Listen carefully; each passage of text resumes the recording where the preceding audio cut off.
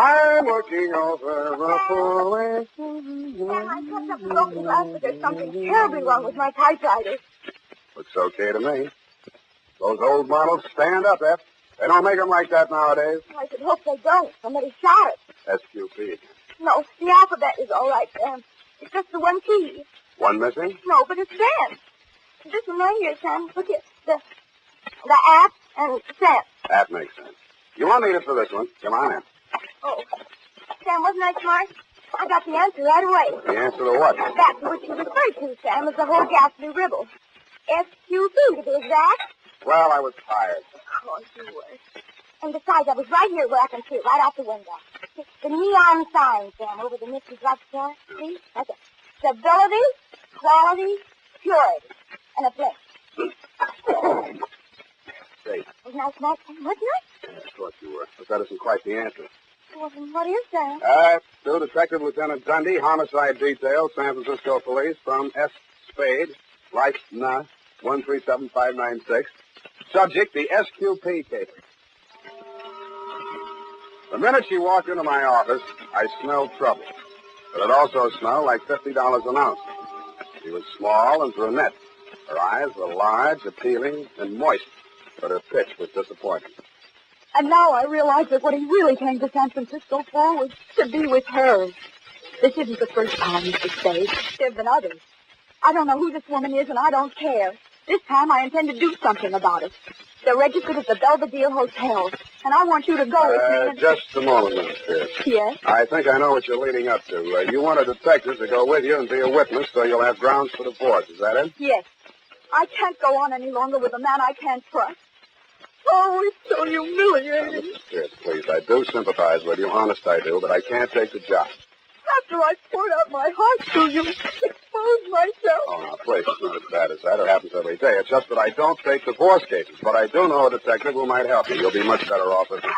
But I'm sure I'd feel much better with you. Maybe after your divorce, Mrs. Pierce. Patricia. My friends call me Pop. All right, Pat, I'll see what I can do. Belvedere Hotel, good afternoon. Tiny Stover on duty. Tell him Sam Spade. Just a moment. Who is he, Mr. Spade? Friend of mine. House detective at the Belvedere, but he likes to pick up an extra fee now and then. Sam? Tiny? Sam? Tiny? Sam? Roger. Who? Look, Tiny, I'll stop if you will. Oh, Sam. Yes! What's with you? Yeah, about a guest in your register. Pierce, Donald, Mr. and Mrs. Oh, yeah, sure. Clerk gave you the high sign on here. Pierce, yeah. Checked in alone, but registered for both, Sam. Said the wife would be along later, but it's okay. She finally got here. Yeah? Well, his wife is in my office now. Huh? She wants to crash the party. Oh, I get it. Want the job? Well, Sam, I can't take it for a private fee. It's against the house rules, you know. Oh, too bad. Oh, well, wait, Sam. I go off duty in half an hour. Maybe I can do it incommunicado, huh? Send her around, Sam. Okay, Tiny, will do. Will he help me, Mr. Spade? Yeah. Ask at the desk for Tiny's side, but don't let that put you off. He's an all right guy. Oh, thank you, Mr. Spade. You've been very kind. Goodbye. Good luck. Sam, what happened? Why did you leave so quickly? For the same reason you shouldn't have let her in the first place, Effie. It was a divorce job. Oh, but Sam, she looked so refined and all. And being the first of the month, I thought you might take exception. I do. Of course, you know best, Sam. But it seems to me you might welcome a little change now and then. I know you feel it's underneath you, but it's such nice face work, and between 9 and midnight alone, you could... Effie, there are 2 words for that kind of work. What? Never mind.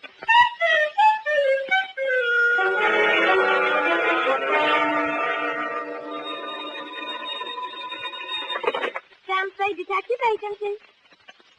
Oh, just a moment, Mr. Stover. Stover. I think he's crying. I'll take it. Tiny? Sam? Yeah. What's up, Tiny? That dame you sent over here. Listen, I better not take time telling you. Get over here. Room 418. Come in the side entrance and walk up. What happened? I cannot tell you over the phone. Just get over here, Sam, and hurry.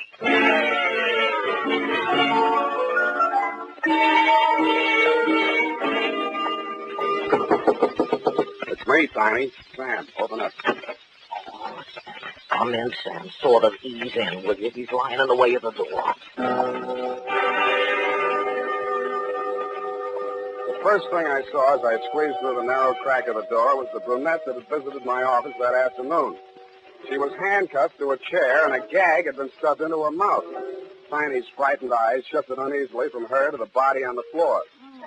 What kind of a caper is this? Well, you'd better tell me, Tiny, what happened. Who handcuffed her to the chair? I did. We broke in just like it says in the book, only there was no Dane here, just him. He starts to jump the wife, and I grab him.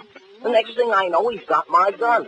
I try to twist it out of his hand. The next thing I know, bang. He's right where he's laying now, and he's dead.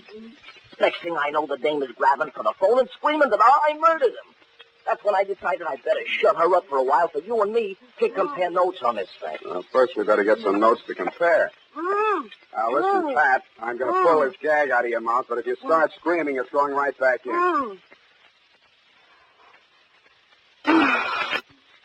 Now let me out of these handcuffs. Yeah, we'll get around to that. Now, first, I want to put you straight on something. I know that Tiny here went into this on the level, which is more than I know about you. So if there are any angles in this table besides the story you told in my office, let's have them now before the cops get it. All right. I lied to you. I never saw this man before in my life. Shut up, Tiny. Go on. I was hired by a man named Christopher. He advertised for a photographer. He said he specialized in photographs for legal evidence, and this man Lombard's wife she wanted a divorce. I didn't want to do it at first, but the pay was good, and he said it was good experience for newspaper work, which is what I want to do. So I took it. Why didn't you tell me that in my office? Those were his instructions. He said that's the way they did it. And any detective would understand. And I was sure you did when you wouldn't take the job. Hey, wait I don't get it, Sam. Is she some nut or something, or is she just dumb? I guess I'm just dumb. No comment. Let's get some facts. Your name? Patricia Vane. My friends call me Pat. That part of my story was true. I studied photography at Berkeley. Yeah. Now, this guy that hired you. Well, he has an office in the Fidelity Building, where all the divorce lawyers are. Full name? Calvin Christopher. It says on his office door, Public Relations Counsel. That's room 842 in the bag. You ain't swallowed this yarn, are you, Spade? Tiny, go sit down. I didn't say nothing. Check. Now, Pat, is this your story? You and Tiny came in here together. Lombard jumped you. Tiny grabbed him. There was a scuffle, and a gun went off. Yes. I just opened my purse to take my camera out. Where's the camera? I don't know. In the excitement. Oh, that looks like it over there. Over there by the phone. Be careful, there's some exposed film in it. It might have a clue. What did you shoot? Oh, some fishing boats. And one I featured Mr. Christopher himself. And some action shots of what just happened here. Do you think the police will confiscate my camera? No, I will. I saw it first. Hey, Sam, where you going? I'm going to do some fishing. Sam, you can't leave me holding the bag. You got me into this. You want to get out, don't you? Yeah, but... Okay, keep me in the clear. You'll have somebody working for you. I felt like a cad, Dundee, but there was nothing I could tell you that they couldn't tell better as eyewitnesses, so I left them there to face you and your homicide boys alone. My first stop after leaving the Belvedere was Ledkin's Lightning Photo Finishes, where I left Pat's camera and film. Then I mushed across town to the Fidelity Building. It said on the door, sure enough, room 842, Calvin Christopher, Public Relations Counsel. Well, sir, what can I do for you? You, Calvin Christopher? I am. I'd like to ask you some questions. Detective? You hired a girl named Patricia Vane to take some pictures in the Belvedere Hotel, right? Why, no, I advertised for a photographer, but so far no applicants. What do you need a photographer for, Mr. Christopher? Well, that, sir, with all due respect, is none of your business. There's nothing illegal in advertising for a photographer. And if I had employed one, I would tell you so. That's a straight answer. Then your story is that you did not employ Miss Vane and that you have no knowledge of her. That is my story. The girl's story is that she was here in this office and even snapped a picture of you. That film is being developed now. Still want to stick with that statement? Look, friend, you do not have to be acquainted with the person in order to have your picture taken by. Or her, as the case may be. I know that, but if your picture shows in that film, I'll know you're lying. Mind if I use your phone? Thanks.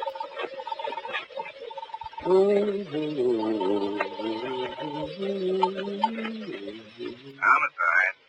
Lieutenant Dundee. Dundee, Sam Spade. That girl you're holding in the Pierce Death, Hotel Belvedere? What girl, Sam? Who's Pierce? Tiny Stover gave you the rumble. He did, didn't he? Not yet, Sam. Well, you're getting it now, stiff in room 418. Gunshot. I'll meet you there.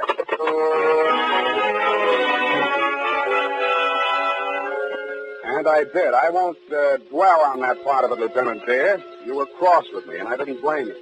Pearson's body was still there, and it was still dead, but there was no brunette, no house stick, no gun, and no bullet wound. The medic called it death from natural causes, heart attack, but the worst was yet to come. When I rushed down to Ludkin's to get those pictures just to prove to you that I wasn't completely out of my mind, there were no fishing boats, no pickets, no Mr. Christopher, and no struggle. Nothing but pictures of a complete set of dental x-rays. There was a date on them, 7/14/48, and some initials, SQP.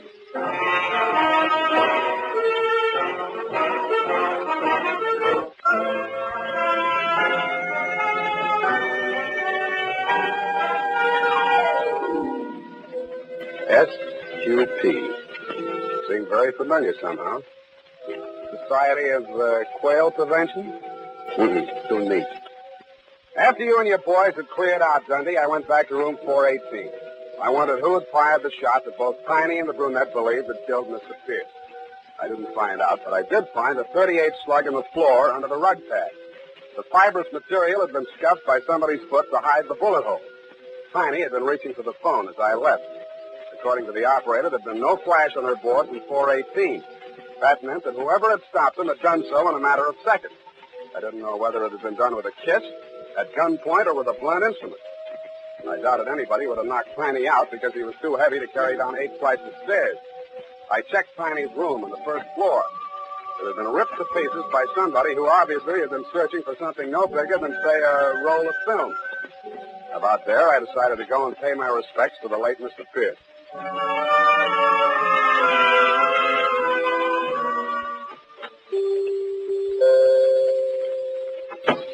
Good evening, sir. I'm Confrontation. You never remember me, do you? Was it in connection with the columbarium? No, we decided against it. Oh? Which was your dear departed? Pierce. Donald Pierce. Late afternoon pickup at the Belvedere. Oh, dear, he's still on the flat. He's not quite ready to be viewed. Would you like to see the floral tribute? They're truly lovely. Who made the arrangement? Mrs. P. A truly lovely tribute. Small but perfect. A heart-shaped wreath with their initials intertwined. D.P. from S.C. P.S., that isn't SQP. No, sir. The middle initial is usually omitted. That is, if desired, in the 3250 city. Of course, I'll coach it. By Jove, I do remember you. The detective, Mr. Spade. Good heavens. Foul play in regard to our Mr. P? I'm not sure, Mr. Etheridge, but maybe you can help. These x-rays. Could you check and see if they're his? Why, surely. Oh, dental x-rays. Needn't spend the time. No use? No teeth. A completely dentured subject. For a good 10 years, I would say. Oh, pardon me. Something, madam. I'll stand with you. Oh, yes, if you'll just wait. Do you know Mr. Spade? Oh, they told me at the hotel.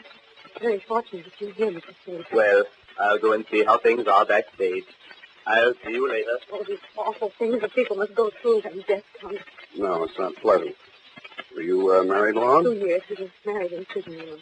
What? I suppose it couldn't be a surprise to me. We both knew it could happen at any time. You mean he'd been sick quite a while? Yes, coronary effusion. Heart trouble, huh? And you agree that's what killed him? I agree that... Do you have any reason to think otherwise, Mr. Spade? Well, I think you know more about it than I do. His physical condition? Let's start with yours. How are your teeth? I don't understand. These your x-rays? What? Heavens, no, this is a man's mouth. Where did you get them? What are they supposed to mean? I think they mean blackmail. Teeth and fingerprints are two of the best identity clinches. These initials, SQP, could be Sandra something Pierce. They're yours? No. Do the initials SQP mean anything to you? Well, I thought, of course, the prison. The what? San Quentin prison. Oh, I've been stupid. That's what you meant, married in prison. Of course, I thought you knew. Ronald was head of the prison dental laboratory there for 11 years.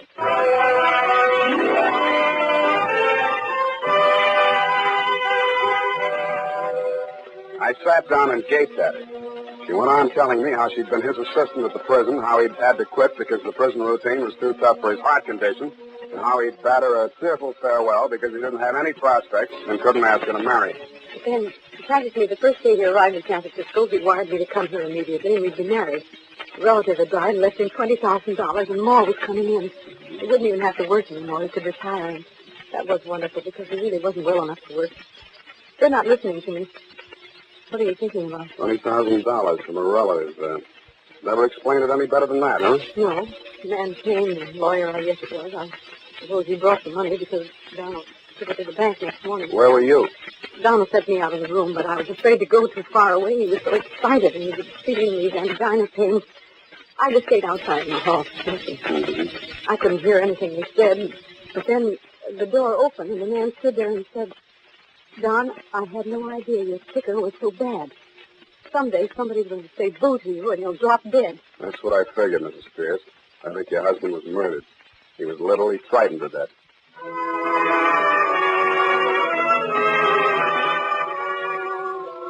I had almost all of it now. Just a name and a number were missing, and I thought I might have them in my office under SQP. There was a light showing in my outer office as I came down the hall. It went out as I turned the doorknob. Stop right where you are. I've got a gun. That you, Pat? Oh, it's you, Sam. You were so long, I thought you'd never... Hey, don't do that. Here. Come on, honey, don't give up like that. Here. Like this. What happened? Oh, I'm so tired. My ankle, I think I broke it. I jumped out of the car. Let's see. I think it's just a sprain. Christopher's car? We were in the back. He slowed down on the ramp. There was something stuffed in my mouth. I couldn't make a sound. What's funny? Oh, I'm sorry, baby. You seem to have spent the entire day bound and gagged. I'm sorry. Go on. Oh, after you left us in that awful hotel room, he came in, and he was furious. Wanted to know why we had spoiled everything by letting the gun go off, even though Mr. Stover explained that it was only accidental. Yeah? And then he started laughing and said he was only fooling, and he would take charge. So Mr. Stover left. And then Mr. Christopher held a gun on me and took me down the hall to another room. He pushed me in there, and then he tied me to a chair and put the gag in me. I'm sorry, honey. So he let you cool off in there until it got dark enough and late enough to get you downstairs and in the car without attracting too much attention. You say he was heading over the bridge to Oakland, huh? Yeah. Why are you shouting so? I guess I'm just excited. And I was, but not over Pat's story. It was something I just seen. The shadow of a man against the frosted glass of my office door. I went on talking. I hoped loud enough for him to hear every word I said.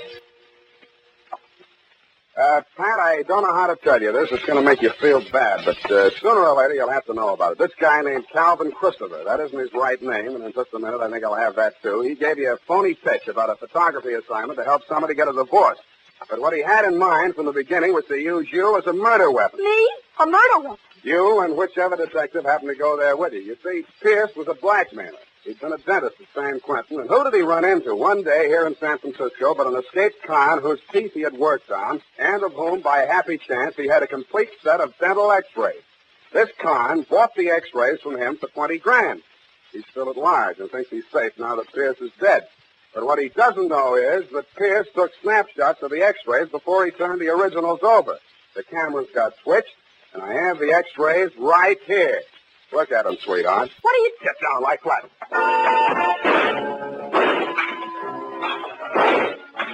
He came in shooting. I kicked the lamp out and answered him. They were all shots in the dark, but mine came closer because it had him profiled against the light. My third shot was the lucky one. It knocked the gun out of his hand, just like in the Western, but I was too tired to feel proud. Snap on that light, Pat, and push the phone over here, will you? Stand over away from that door, Christopher. By the way, what is that name? Graziani. Don't bother to smile. Homicide. Lieutenant Dundee. Just a chip. Lieutenant Dundee. Dundee, come over to my office and pick up Victor Graziani, 39, Caucasian, San Quentin lifer, broke out July 14th this year. You owe me $11 for damage done to my office.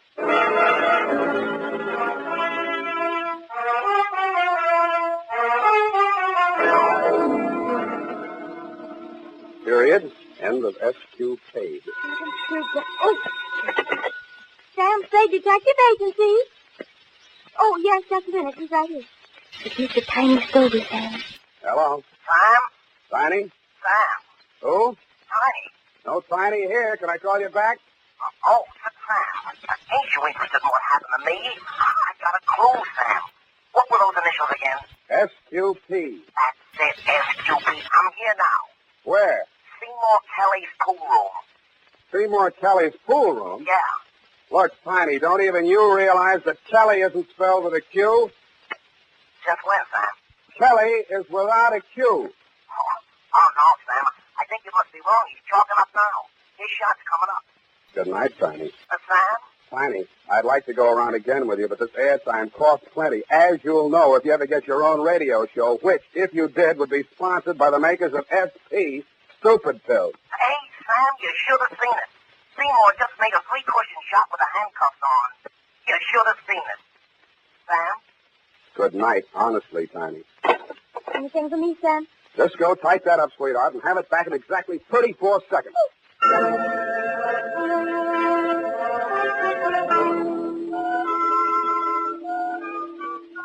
Now, dear Sam, I'm confused about who is getting divorced.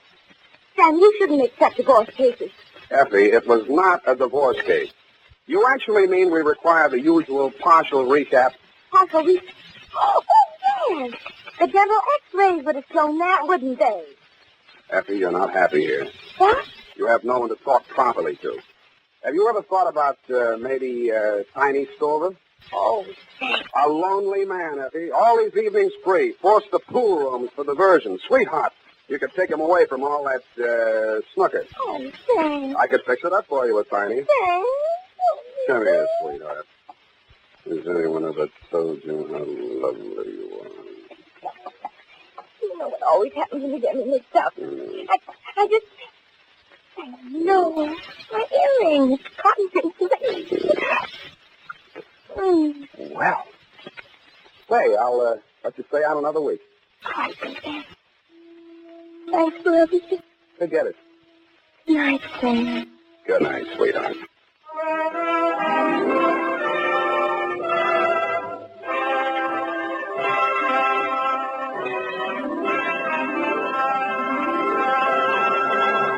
The Adventures of Sam Spade, Dashiell Hammett's famous private detective, are produced and directed by William Spear.